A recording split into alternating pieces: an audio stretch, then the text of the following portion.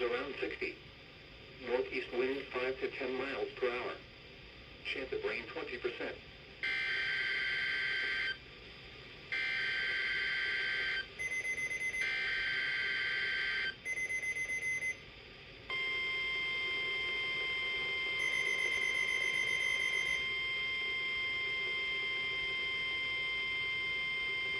This is a test of the weather radio's warning device.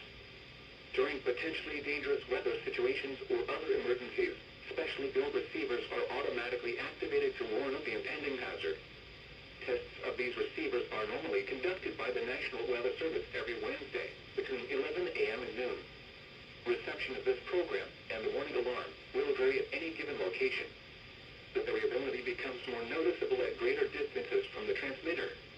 To provide the most consistent warning service possible, the warning alarm will be activated for warnings, selected watches, and other environmental emergencies affecting the following North Carolina counties: Alamance, Alexander, Allegheny, Anson, Bertie, Cabarrus, Caswell, Chatham, Davidson, Davie, Durham, Edgecombe, Forsyth, Franklin, Granville, Greene, Guilford, Halifax, Harnett, Hoke, Iredell, Johnston, Lee, Martin, Montgomery, Moore, Nash, Northampton, Orange, Person, Pitt, Randolph, Richmond, Rockingham, Boyne, Scotland, Stanley, Stokes, Surrey, Union, Vance, Wake, Warren, Wayne, Wilkes, Wilson, and Atkins.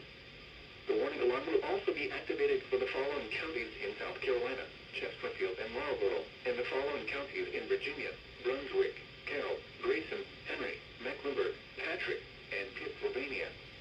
This includes the independent cities of Galax, Martinsville, and Danville.